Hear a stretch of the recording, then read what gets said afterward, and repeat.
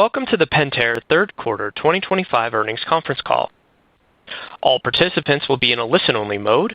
Should you need assistance, please signal a conference specialist by pressing the star key followed by 0. After today's presentation, there will be an opportunity to ask questions. To ask a question, you may press star and then 1 on your telephone keypads. To withdraw your questions, you may press star and 2. Please also note today's event is being recorded. At this time, I would like to turn the floor over to Shelly Hubbard, Vice President of Investor Relations. Please go ahead. Thank you, Operator, and welcome to Pentair's third quarter 2025 earnings conference call. On the call with me are John Stauch, our President and Chief Executive Officer, and Bob Fishman, our Chief Financial Officer. On today's call, we will provide details on our third quarter performance as outlined in this morning's press release. On the Pentair Investor Relations website, you can find our earnings release and slide deck, which is intended to supplement our prepared remarks during today's call and provide a reconciliation of differences between GAAP and non-GAAP financial measures that we will reference. The non-GAAP financial measures provided should not be considered as a substitute for or superior to the measures of financial performance prepared in accordance with GAAP. They are included as additional clarifying items to aid investors in further understanding the company's performance, in addition to the impact these items and events have on the financial results. Before we begin, let me remind you that during our presentation today, we will make forward-looking statements, which are predictions, projections, or other statements about future events. Listeners are cautioned that these statements are subject to certain risks and uncertainties, many of which are difficult to predict and generally beyond the control of Pentair. These risks and uncertainties can cause actual results to differ materially from our current expectations. We advise listeners to carefully review the risk factors in our most recent Form 10-Q and Form 10-K. Please note that during the presentation today, we will be making references to record financial results. These references reflect the time period post the indent separation in 2018, unless noted otherwise. Following our prepared remarks, we will open the call up for questions. Please limit your questions to 2 and re-enter the queue to allow everyone an opportunity to participate. I will now turn the call over to John. Thank you, Shelly, and good morning, everyone. Thank you for joining us today. Please turn to the executive summary on slide 8. In Q3, we delivered sales growth and a record third quarter across adjusted operating income, return on sales, and adjusted EPS. Sales increased 3%, driven by our pool and flow segment. Adjusted operating income increased 10%. ROS expanded 160 basis points to 25.7%, and adjusted EPS rose 14% to $1.24.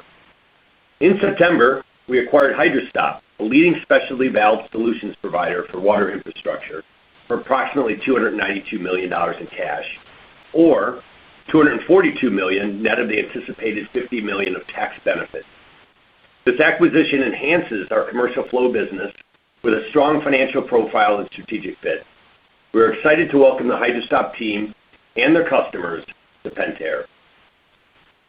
Year to date, we delivered record free cash flow, and we repurchased $175 million of shares. Lastly, we are increasing our full-year guidance, driven by a strong third quarter and continued confidence in our execution. We now expect sales growth of approximately 2% and adjusted EPS of approximately $4.85 to $4.90, up 12 to 13% from 2024. Let's move to the strategic overview on slide 9. Over the last 3 years, our teams have successfully implemented our transformation initiative while continuing to drive strong execution, leading to robust margin expansion.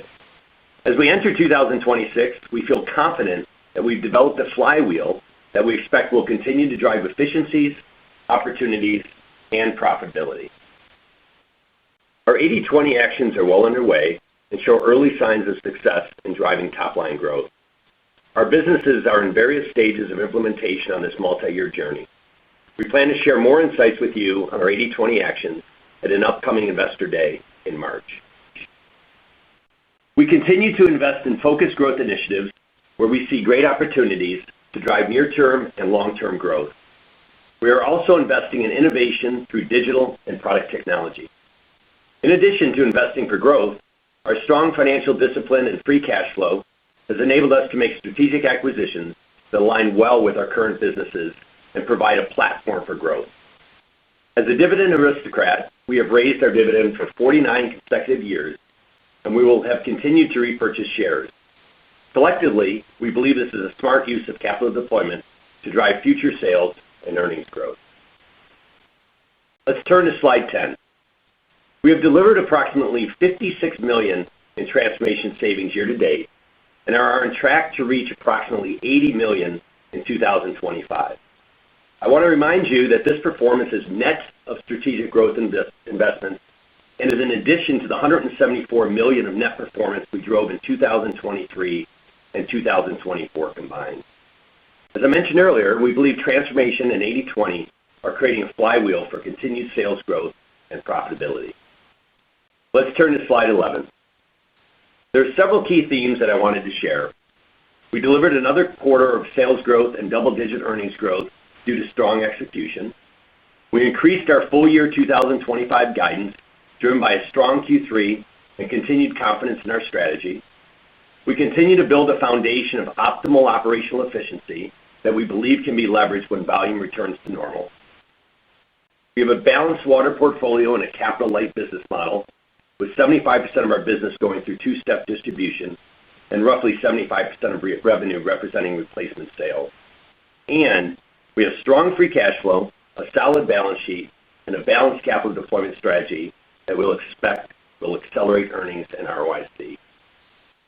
Before I hand the call up to Bob, I want to acknowledge that we announced this morning that Bob will be leaving Pentair effective March 1st, 2026, and embarrass him a little by complimenting him on having been an outstanding partner to me and Pentair. Over his nearly 6 years of what will be 23 quarters of dedicated service, Bob has driven deep financial competency throughout the organization. It shows in our operating performance, the level of commitment to results from the team, our transformation progress, our cash flow and ROIC performance, and of course, the total shareholder return that he has overseen as CFO. What makes Bob an even better teammate is his steady and measured communication style and his no-drama approach to challenges. We have seen tremendous operating performance throughout his tenure, despite us having had to deal with COVID, a period of supply chain instability, rapid inflation, and of course, tariffs. Bob has led us through all of it with a bold leadership style and a sense of humor. Now, after nearly 60 quarters of being a public company CFO, he's moving on to his next chapter. Bob has built and developed a great financial team, and as you get to know Nick, I'm confident that you will see that he has a lot of Bob's skills, plus unmatchable energy and drive. Bob will oversee a smooth transition process through March 1st of 2026, and ensure that we do not miss a beat on our value creation journey. I will now pass the call over to Bob, who will discuss our performance and financial results in more detail. Bob? Thank you, John, for the very kind words. I have thoroughly enjoyed my time at Pentair, our partnership, and working with all the great people in the company. We have very strong finance and IT teams at Pentair, which is evidenced by Nick's and Heather's promotions. Personally, I will be 63 in May, and I'm looking forward to spending more time with my family and enjoying my hobbies. It is comforting to know that not only is my team in a great place, but the company is expected to exit the year with continued momentum and is poised for significant success going forward. I look forward to continuing to work with Nick and Heather over the next few months to help ensure a smooth transition. Let's move to slide 12. As John mentioned, we delivered a third quarter record in adjusted operating income, return on sales, and adjusted EPS. In Q3, we drove sales of $1,022 million, up 3%, adjusted operating income of $263 million, up 10%, ROS of 25.7%, an increase of 160 basis points, and adjusted EPS of $1.24, up 14%. Core sales were up 3% year over year, driven by core growth of 6% in pool, 4% in flow, and Water Solutions approximately flat. Moving to adjusted operating income, transformation was the primary driver of 160 basis points of margin expansion in Q3. Price offset inflation, and we delivered transformation savings of $12 million while continuing to invest in growth initiatives. Please turn to slide 13. Flow sales were up 6% year-over-year to $394 million. Within Flow, residential sales were up 3%. Commercial sales increased 5%, marking the 13th consecutive quarter of year-over-year sales growth, and industrial sales rose 10%. Segment income grew 15%, and return on sales expanded 200 basis points to 24%, driven by strong sales growth and transformation. Please turn to slide 14. In Q3, Water Solutions sales declined 6% to $273 million. Core Water Solutions sales were flat. Commercial sales were down 6%, inclusive of a 9% negative impact from the sale of commercial services in Q2. Residential sales were down 6% year-over-year, primarily due to portfolio exits. Segment income grew 6% to $68 million, and return on sales increased 280 basis points to 25%, primarily driven by transformation savings. The contribution of price slightly offset inflation. Please turn to slide 15.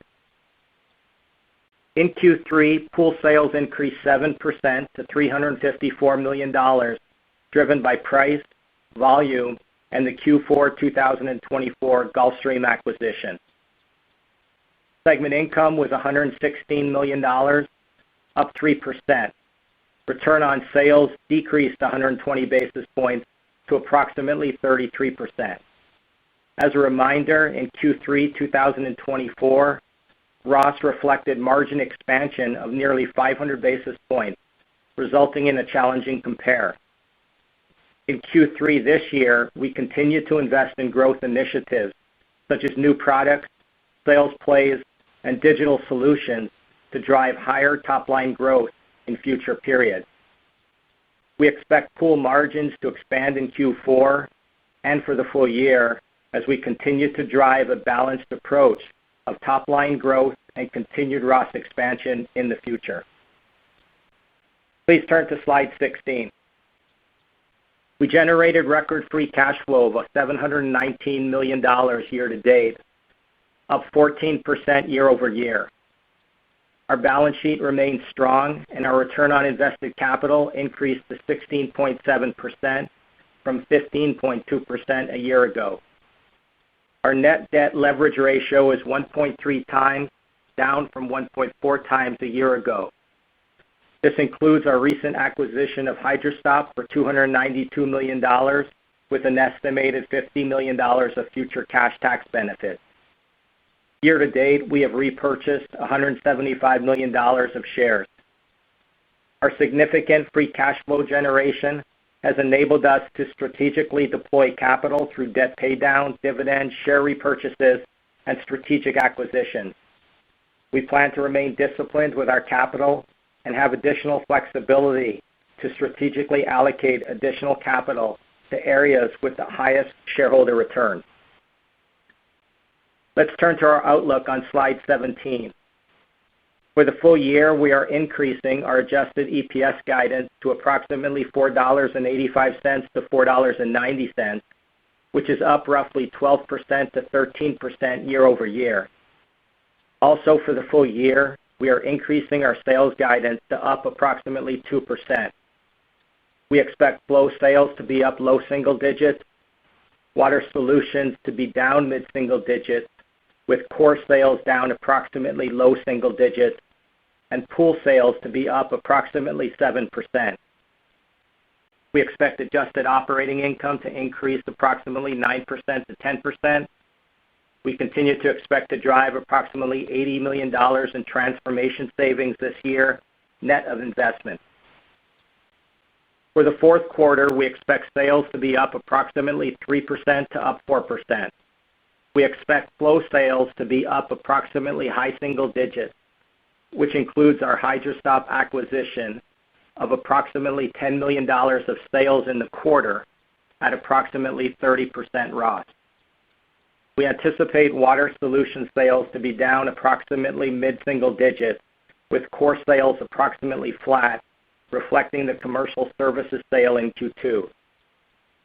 Core commercial water sales are expected to be up approximately low single digits. Pool sales are expected to be up approximately mid-single digits. We expect fourth quarter adjusted operating income to increase approximately 4% to 8%.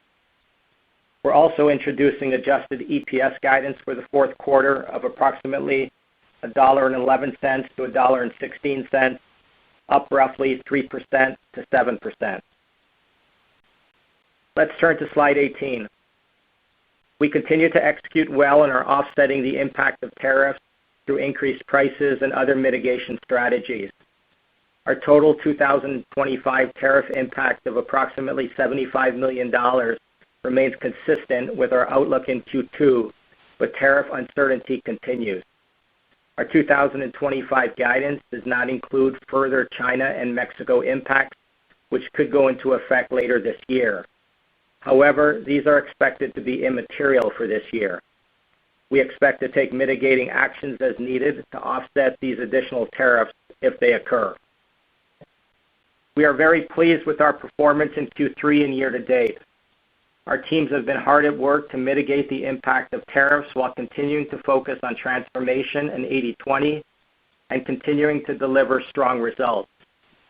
We are excited to welcome the Hydrostop team to Pentair and look forward to driving continued success.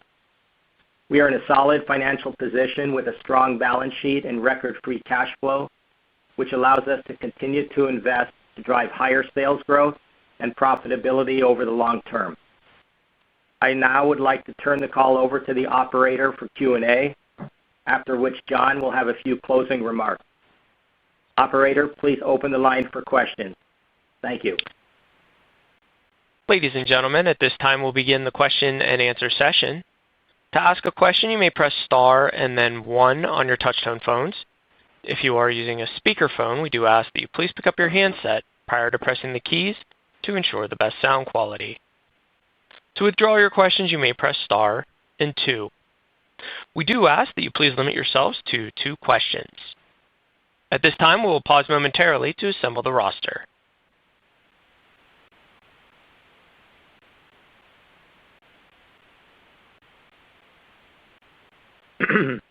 And our first question today comes from Steve Tusa from J.P. Morgan. Please go ahead with your question. Hey guys, good morning. Hey Steve, how are you? Hey, morning, Steve. I think you addressed some of the tough comp in pool on the margin side, but I think the productivity was definitely weaker than we were expecting there. Could you just talk about what the trend is and then maybe how you're feeling about that number for the full year for the full company? And then secondarily, I guess it's good to see the volume picking up there. Is that kind of like signs of life of a little bit of a bounce in the kind of replacement of the age installed base? And then just talk about how you're measuring, how you're kind of balancing that against price. Very good. Let me go ahead and start with that one. So, in terms of transformation as a whole for the company, still driving towards that $80 million commitment we made at the beginning of the year, net of investments. So feel good about that. Also optimistic that pool will rebound in terms of ROS expansion in the fourth quarter and drive transformation savings. Frankly speaking, when we compare pool's performance in Q3 this year, last year, their ROS was sitting at 34%, up roughly 500 basis points. So we always knew that was going to be a challenging compare. And then frankly speaking, we had the luxury this quarter to invest in pool to drive that top line growth in the future. We started off the year very strong from a transformation perspective, drove over half of our savings. so we could afford to invest in Q3, especially in pool. Flow had an amazing quarter in the third quarter, and once again, that allowed us to invest in other businesses. So that investment in the quarter for pool has really helped in terms of, sales plays, new products, digital solutions.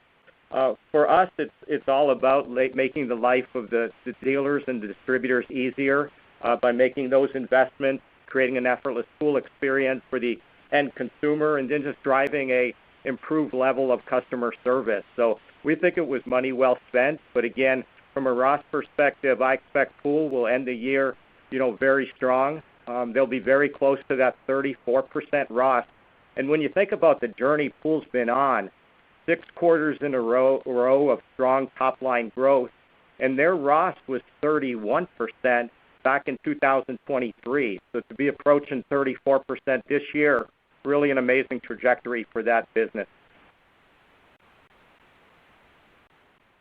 Right, and then I guess just to follow up on the volume and the sources of upside there, and then just how you're balancing that against price.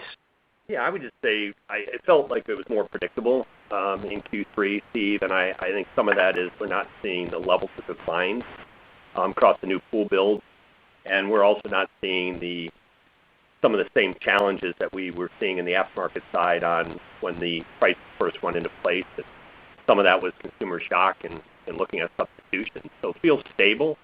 We're highly encouraged that we're going to have a volume-based growth plan for pool next year, and prices are holding. I mean, clearly, I don't know if we get this next wave of if China were to, 100% tariffs, we're going to have to go consider those prices again. But right now, the price cost is in line, and we're doing fine, and we feel comfortable with where we are, Steve. And just to add a few numbers to that, we talked last quarter, our view has not changed, that price would read out about 4% for the company and about 5% for pool. So on track for that.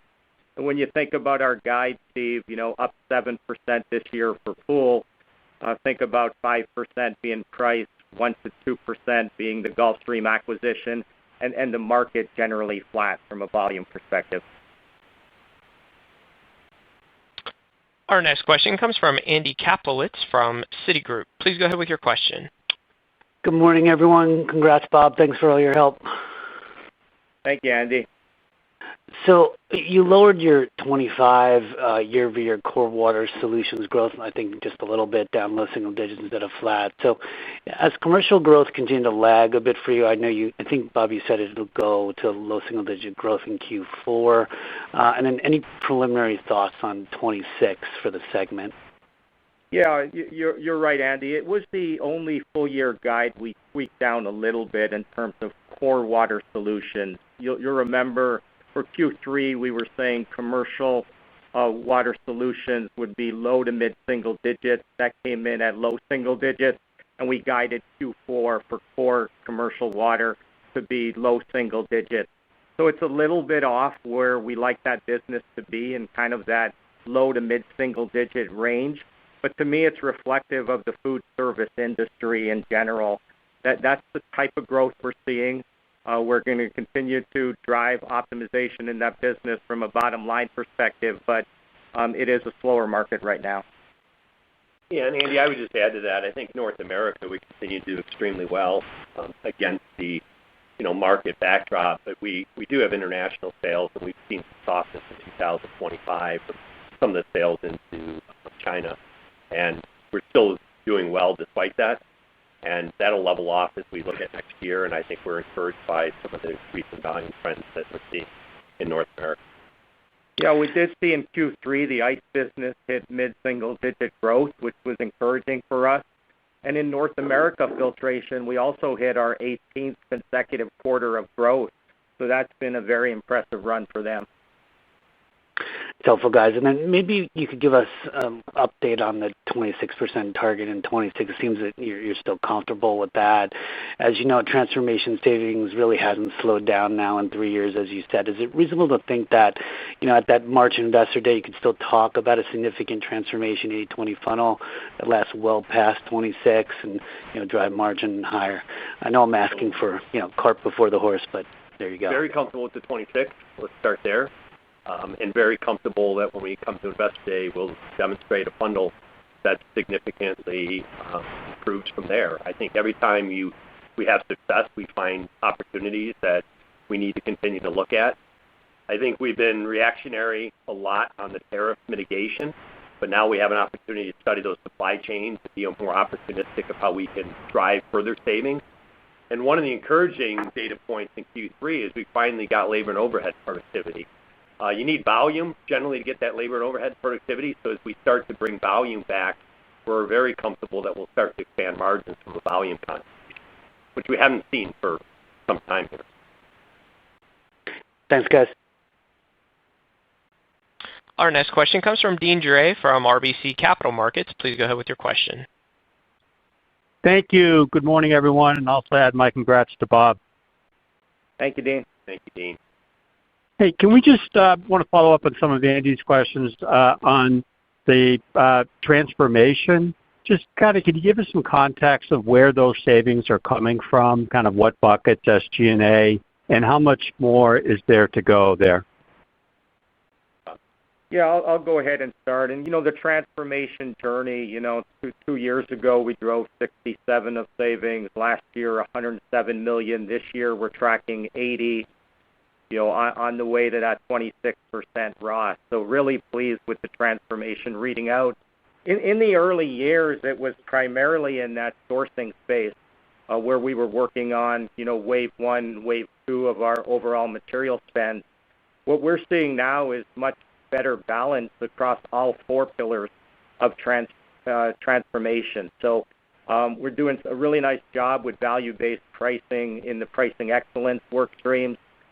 Within sourcing, we're on wave 3, which is looking at really make versus buy. Is there more product we should be making in our plants, or is there less product we should be making? We're also at the point of revisiting wave 1 and wave 2 with more of an 80-20 lens. So a lot of opportunity within sourcing. On the productivity side, we're looking at everything from factory automation, 4-wall lean, looking at our operational footprint and driving savings there.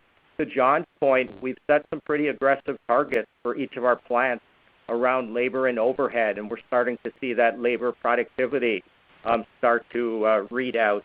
And then finally, on the org excellence piece, again, setting G&A targets, understanding where the spend is, holding the teams accountable for that spend. So I really think about it as balance across the 4 pillars that's driving the transformation savings, and you'll hear a lot more about that as part of Investor Day in March. All good to hear. And just a second question, back on pool, there was no mention of an early buy. You don't do that every year, but just, is that not needed? And so just to clarify, that's not in your assumptions? No, the early buys are always there, Dean, every single year in pool.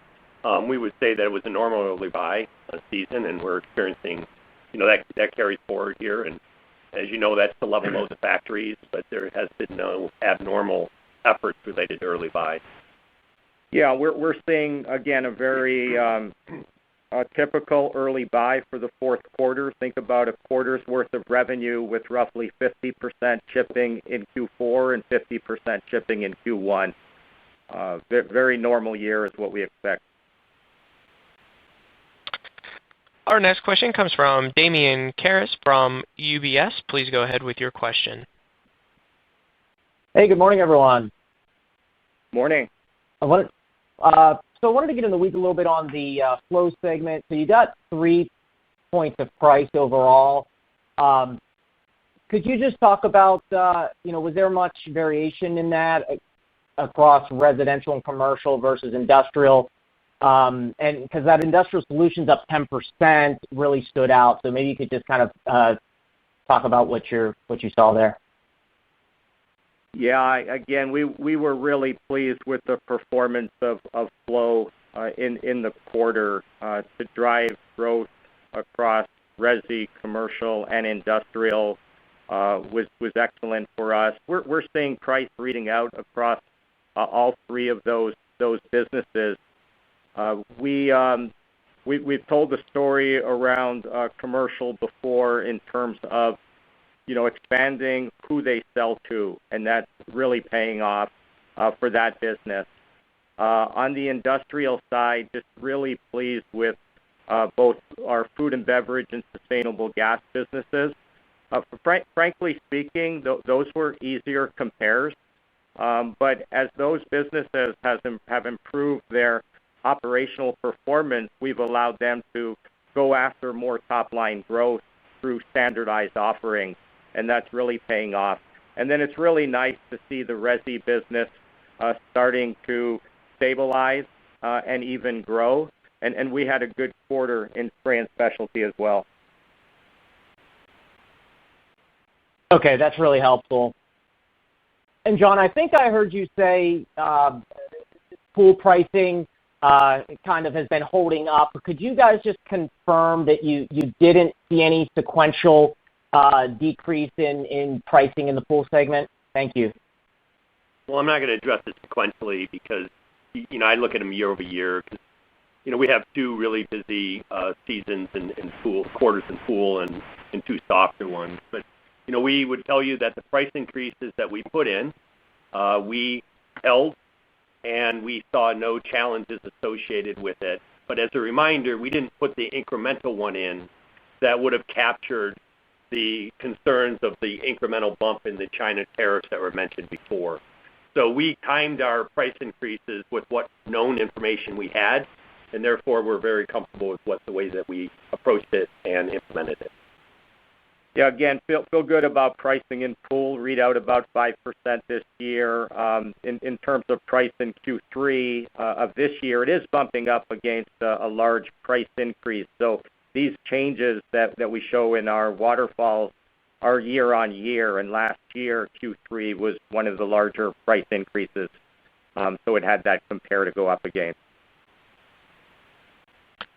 Our next question comes from Mike Halloran from Baird. Please go ahead with your question. Hey, good morning, everyone, and congrats, Hey, Mike. Bob. Good morning. So just carrying through on the pricing there. At this point, what is the carryover pricing into next year from a percentage basis? So in other words, if you didn't implement any incremental price from here, what does that carryover look like? It's encouraging for us to kind of start the year with some of that momentum, not only in the overall businesses but also with price carryover. At this point, we think it's 1 to 2 points that would help us next year. Thank you for that. And then maybe just a thought on the tariffs. Are you seeing any benefits on the competitive side or anything notable on the competitive side associated with how those tariffs are rolling through your footprint versus others in the industries you cover or produce in? Just any thoughts on the competitive dynamics? No, Mike. I mean, I think we're all, even though we're all different with some of our supply chains and sources, we're all chasing the same commodities and looking for the same access points. And so I think we're all on a fairly common playing field regarding the competitive challenges.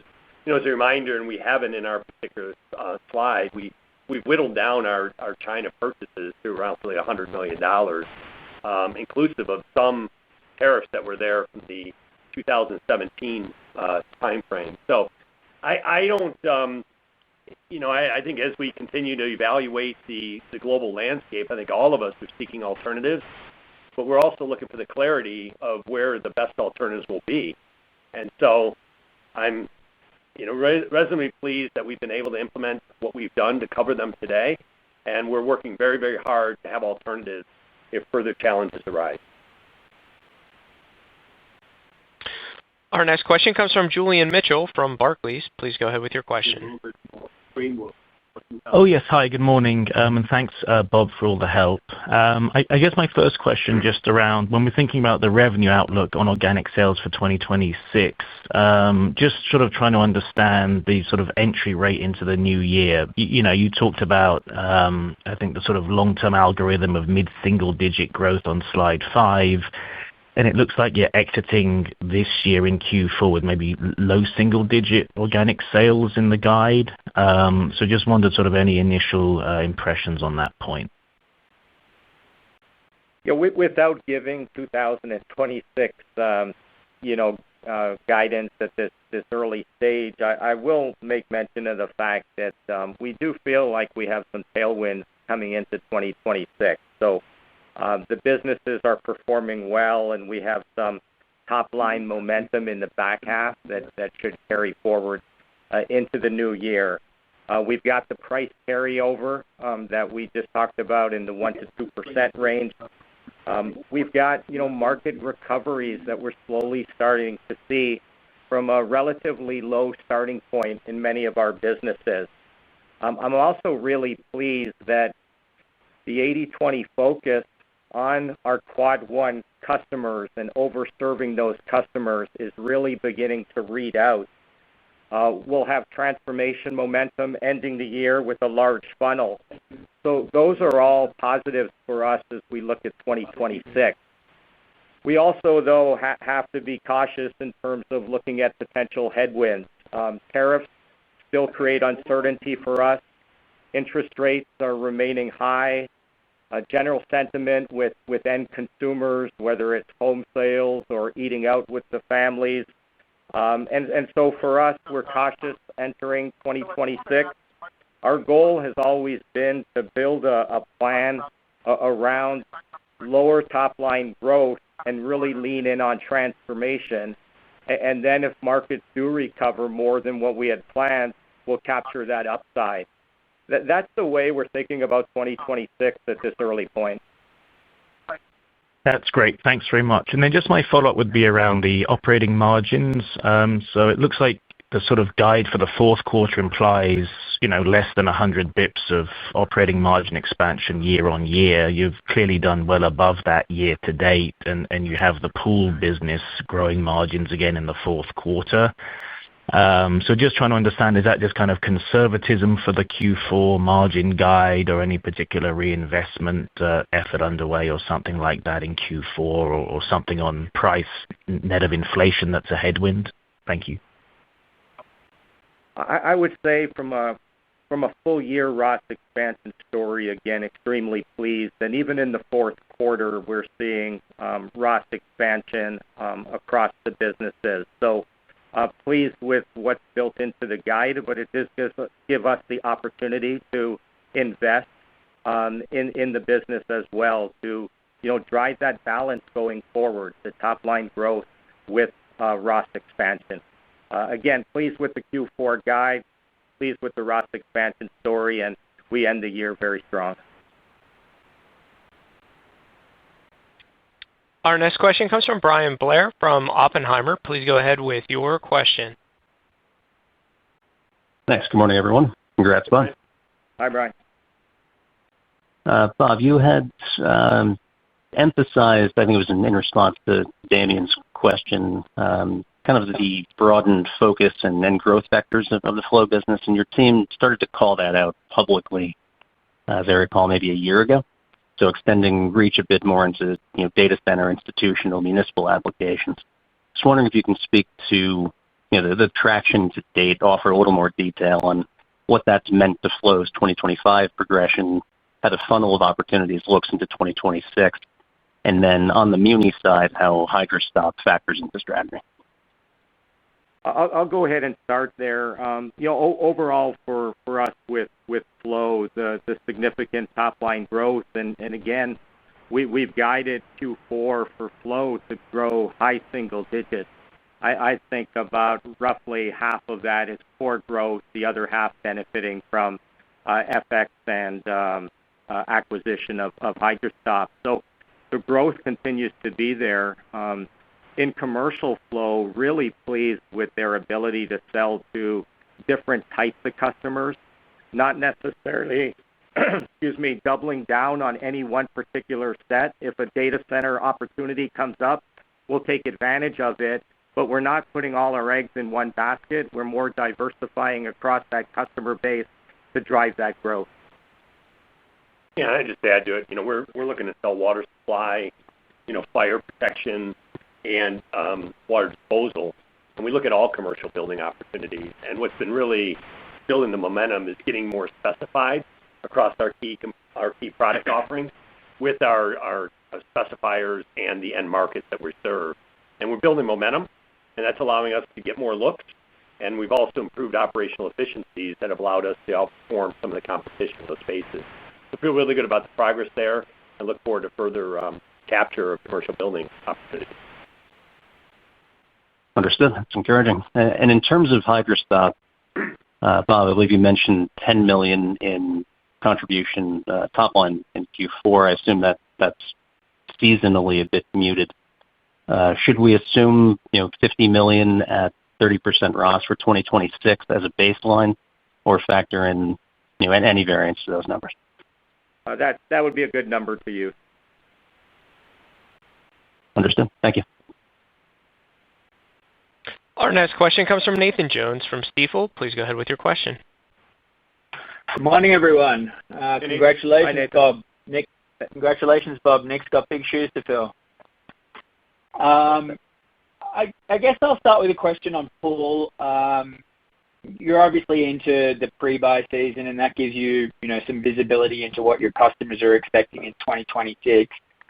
I know the aftermarket side of your business is generally pretty consistent, but maybe you could give any preliminary commentary on what you're thinking about the new and refurbished side of pool in 2026. Yeah, it's a little early, Nathan. I think what we're encouraged by is the way we end the year is we're just not seeing the declines and decreases that we were seeing in the previous couple of years. I also think that it's an industry that doesn't usually see price decreases. So we're getting stabilization and realization that the prices that are in the market today are roughly what they're going to be in the future, which allows people to quote pools, deliver the customer pool pads that they're trying to deliver, and have some continuity around that. So I think it feels more like a break and fix is being serviced appropriately. And as the remodels and the new pool builds come online, we feel like we're well positioned with the dealers to support them. So that's the way I would describe it. I mean, we'll get a better look as we close out the year here and get some indications on new housing starts for next year and how the pool attachment rates are there and what the potential opportunities are for us. But it's a little early to tell. Fair enough. Follow-up questions on 80/20 and the comment that you made there about focusing on Quad 1 and growing there is really starting to read out, which I find interesting. Typically, I think 80/20 is usually associated with margin expansion and focusing on Quad 4 to begin with. So I'd be very interested to hear a little bit more about the 80/20 focus on Quad 1 and what kind of growth initiatives you're putting in there. And then maybe just a comment on how you're addressing Quad 4 as part of 80/20 and the margin potential there. Thanks. Yeah, I mean, I think real quickly, and we'll give quite a few business cases and share some insights in our March analyst meeting when we roll it out, because I think it is time to share details and stories and share with you kind of where we're winning. But when you start a business, you generally start it and become successful with a set of core customers, and you become great partners with them. But then typical public company mentality will be when you stretch to get volume growth and you need to make quarters, you bring on other customers and you give deeper discounts or you offer different ways to serve that new customer base, and you are not taking care of your top customers the way you should. And so by de-emphasizing the Quad 4 or the lesser customers today, you have an opportunity to go back to those top customers and say, how do we grow together, and really think of our partnership that we have built together. So that's what we're talking about. And it's a leap of faith to say I'm going to give away my growth to the lesser performing customers, and I'm going to get that double-digit growth from my core customers. But when you start to see it, you start to build momentum, and then you build more programs with those individuals to be more successful. And that's the stage we're at in some of our businesses, and that's building momentum and best case examples that we share across the rest of the portfolio. Our next question comes from Brian Lee from Goldman Sachs. Please go ahead with your question. Hi, everyone. This is Nick Cash on for Brian Lee. Just one follow-up question on the Hydra-Stop acquisition. I mentioned the company's doing $50 million in revenue in 2025, and I think in the previous answer, you said it's a decent number to model for fiscal year 2026. Are there any cross-selling opportunities or abilities to accelerate that growth in 2026? And have you guys given any color on what the growth was from 2024 to 2025? Thank you. Roughly high single digits on the growth side. That's been performing historically. We don't see a reason why that would slow down as we head into 2026. We do think there's cross-selling opportunities as we look at where they're specified and where they're currently providing value and where we're specified and providing value, and how do we go work with those specifiers to get an extended offering. Similar to what we did with Manitowoc and Everpure when we put those businesses together. So it's a really nice adjacency. It's a unique product that allows water to run to critical application areas while you're trying to work on the infrastructure opportunities. And we think that's going to open up a great opportunity for us to cross-sell aggressively in 26 and 27. Awesome. Appreciate it. Thank you. Our next question comes from Andrew Buscaglia from BNP Paribas. Please go ahead with your question. Hey, good morning, everyone. Morning. Just want to follow up on the data center comment. Just as I understand it, the pump valve market, as it plays into that application, can be competitive. And wondering what you're finding in terms of margins and how you go about capturing volume, but at the right margin in this kind of market. Yeah, I want to be clear. I mean, I think you got to look at data centers as the infrastructure to support the data center, and then the product requirements inside the data center for their particular unique needs, primarily cooling. We're looking at a building. It doesn't matter if it's a hospital, doesn't matter if it's a commercial warehouse structure, doesn't matter if it's manufacturing, or if it's a data center. And we're working with the engineers and the specifiers who get water to those sites, try to be the choice for fire inside of that building and fire protection, which is critical in all applications, and then be the water disposal partner as well as we extract water from that site or reuse the water from that site. And that's how we're looking at the build permit and the specification. Some of them happen to be data centers, some of them have to be hospitals, some of them happen to be manufacturing expansions in the United States. And that's how we're trying to win. And you win those by local municipality specifications. You win by the engineers being localized to the builders in those regions, and you have to have an outward sales program to do that. Yeah. Okay. Yeah. Maybe Bob. First off, congratulations. But I wanted to check in maybe one of the last few times on your capital allocation into year-end. Been pretty active with repurchases and M&A. And I'm wondering if maybe we're seeing some increased activity on the M&A front with some optimism around interest rates. I don't know, how are you seeing that balance of capital allocation into year-end and into next year? Yeah, and by the way, Bob's going to have his signature authority all the way through February. He's going to have a tight hold on that checkbook, and he's continuing to manage cash the way he has. And I think you'll see that Nick, being the treasurer, understands that playbook as well. Right now, we couldn't be more pleased with the balanced approach to the capital allocation story. We've got a little bit of M&A contribution here that we think was well spent. We continue to demonstrate buying back our stock, and we're continuing to pay a dividend, as we have mentioned, for 49 years. Next year is a big round number that we hope to continue, and we like that balanced approach. And I'm an ROIC person, so I think ROIC is a measurement of how you're performing on that capital allocation, and we're very proud of where we sit right now in the high teens regarding that, which demonstrates that we're putting cash to work and getting a return. So I don't think anything changes in this area, and I do think we're encouraged that there's more of an M&A pipeline to consider, but we're going to be extremely disciplined as we look at those opportunities. Our next question comes from Andrew Krill from Deutsche Bank. Please go ahead with your question. Hi, thanks. Good morning, everyone, and congratulations, Bob.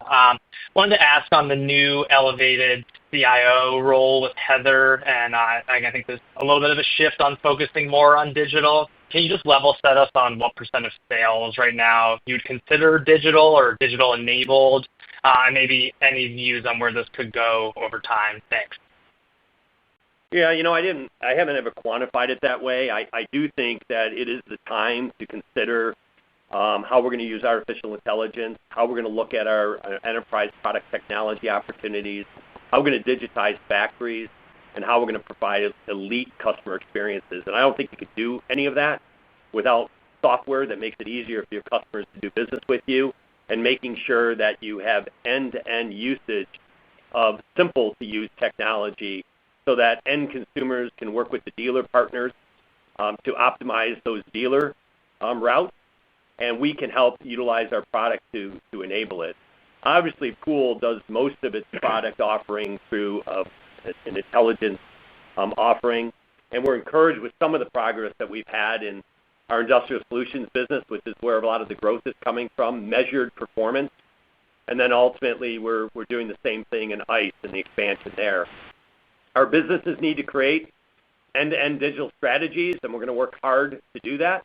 And then we have to have an accelerated way to implement the IT technology necessary to create those experiences. And so it's a great opportunity to look at it now, and I think Heather's a great partner and a great contributor to the organization. Bob's done a great job stewarding and leading IT, but I think we're moving a little bit from the infrastructure and the foundational parts, and we need to invest in the digital front ends of our business, and that's why she's going to have a seat at the executive table.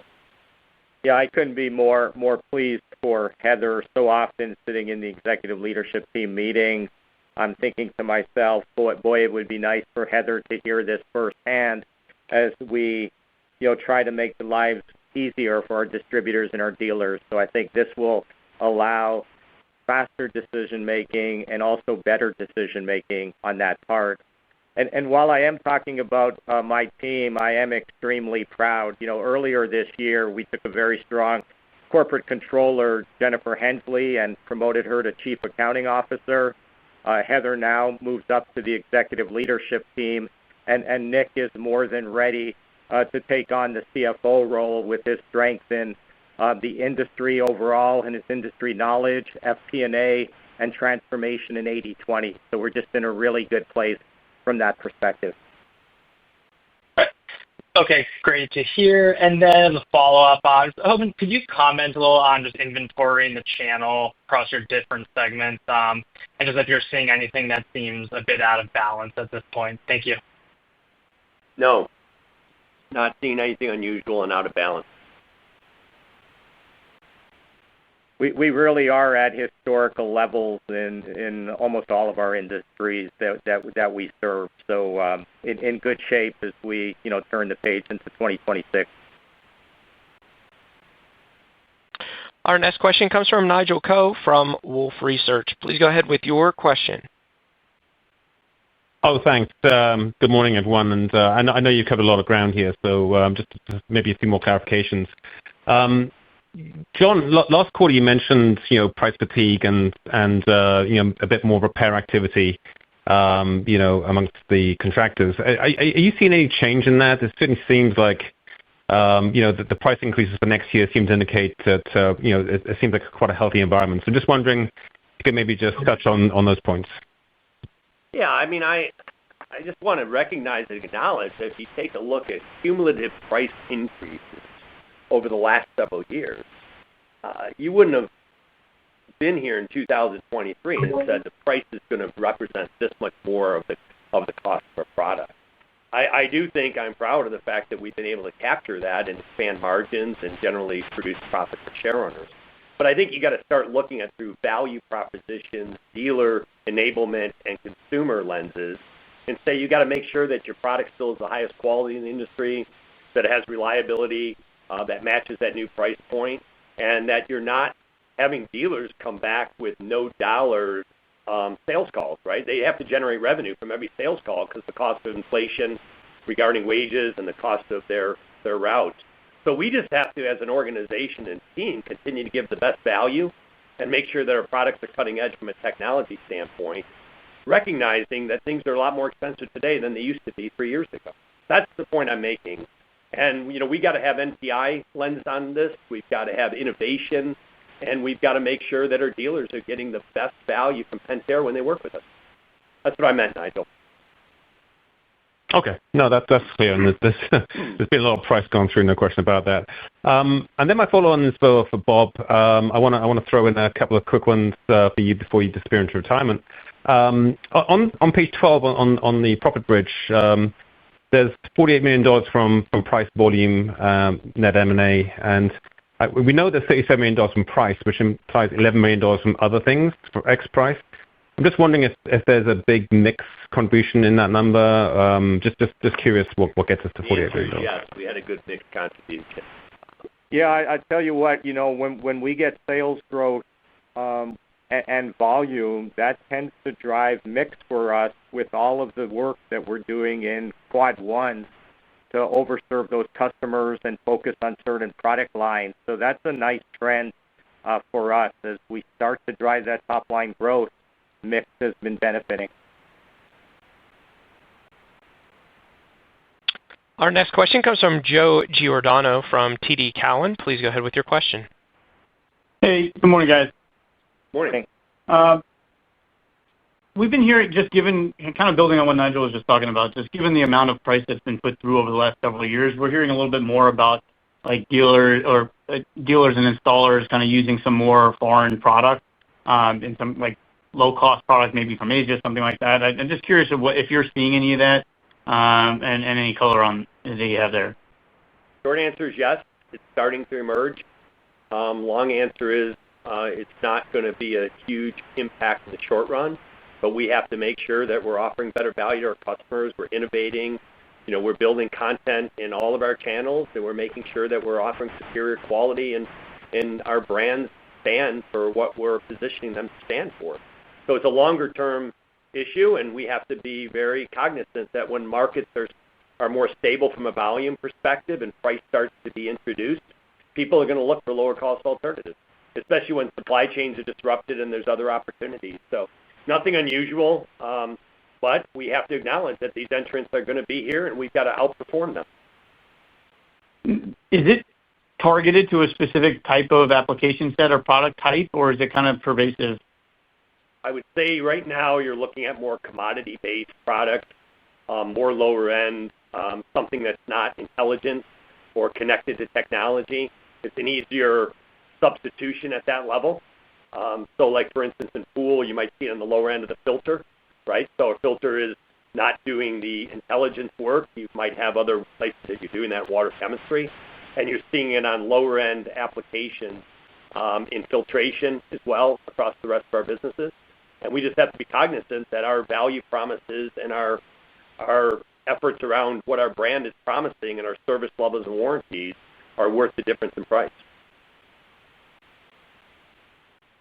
Our next question comes from Jeff Hammond from KeyBanc Capital Markets. Please go ahead with your questions. Hey, good morning, guys. I just staying on price. It looks like your 26 pricing for pool is 6.5 or 6 to 7 versus kind of normal 4. Just wondering what that contemplates for incremental tariffs, and then should we expect something similar from the other businesses where there's maybe an above normal price increase because some carryover tariff impact? Yeah, so pool goes first, as you know, and the end of the pool season is September. We went out with roughly 6-ish price increases, which captured all the things we knew at that point in time. We don't always net that full amount because we do work with our dealers and have dealer incentives that give them discounts on volumes or certain levels that they achieve. And I think all the other businesses are looking at the same way. What do we know at the point of January 1st when we put the prices in, and what's fair, and how do we feel we're going to realize and net out price, Jeff? So hopeful that we don't see anything disruptive between now and the end of the year, but if we do, we would have to adjust our prices accordingly. Okay, thanks. And our next question comes from Scott Graham from Seaport Research. Please go ahead with your questions. Hey, good morning. Thanks for taking the question. Bob, congratulations on really being part of a significant increase in earnings consistency. I think you guys have done a phenomenal job in the face of very little organic. What I wanted to kind of get into was the growth investments. It sounds to me like you're doing a lot of investment on the front end, understandable, given your distribution sort of pie chart. So when your end markets improve, does that percentage of front end maybe shift toward a new product orientation, or would that be incremental growth investment that you deem necessary in better end markets? So I'd put it into three major categories, Scott, real quickly. I think we want to drive demand to our dealer channel, right? We've been a little passive over the last few years and letting the dealers find their own path towards creating the demand. We've got to pull demand, right? We've got to have consumers that are interested in product upgrades, new technologies, and reach out to a set of dealers that we recommend that helps create the demand in our industry.